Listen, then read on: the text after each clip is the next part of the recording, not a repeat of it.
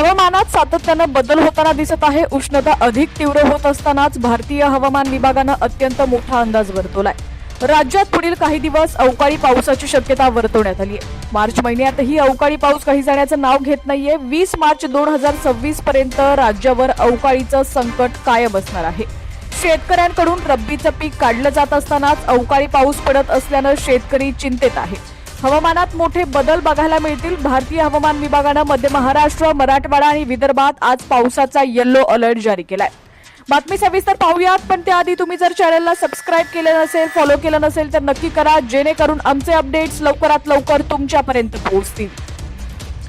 काही भागात उष्णता अधिक तीव्र होण्याचा अंदाज आहे। कोकणात उष्ण आणि दमट वातावरण राहण्याचा अंदाज आहे। मागील काही दिवसांपासून अनेक शहरात पारा 40 पार जाताना दिसत आहे। त्यामध्येच पावसाचा इशारा देण्यात आल्यानं उष्णतेपासून थोडा दिलासा मिळेल।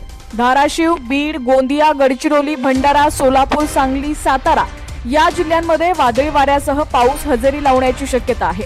या जिल्ह्यांमध्ये पावसाचा येलो अलर्ट जारी करण्यात आलाय। मुंबई, ठाणे, पालघर, रायगड इथं उष्णतेच्या लाटेचा इशारा देण्यात आलाय। आजही तापमानात चढ उतार बघायला मिळेल।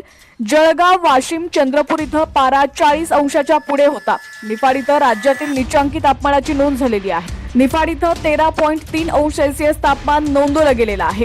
काही भागात पाऊस हजेरी लावणार आहे। पुढील काही दिवस राज्यात पाऊस कायम राहण्याचा अंदाज भारतीय हवामान विभागाकडून वर्तवण्यात आलाय। डिसेंबर, जानेवारी, फेब्रुवारी आणि आता मार्च महिन्यातही पाऊस होत आहे। देशातील अनेक राज्यात पाऊस पडतोय। नंदुरबार जिल्ह्यात तापमानाचा पारा दिवसेंदिवस वाढत असून उष्णतेची तीव्रता अधिक जाणवू लागली आहे। कडक उन्हामुळे नंदुरबार शहरातील नेहमी गजबजलेले मुख्य रस्ते सध्या ओस पडल्याचं चित्र पाहायला मिळतंय। मार्च महिन्यातच नागरिकांना मे महिन्यातील उकाड्याचा अनुभव येत असल्यानं जनजीवन काहीसं विस्कळीत झालंय। वाढत्या उष्णतेच्या पार्श्वभूमीवर कोणताही अनुचित प्रकार घडू नये यासाठी जिल्हा प्रशासन सतर्क झालेलं आहे।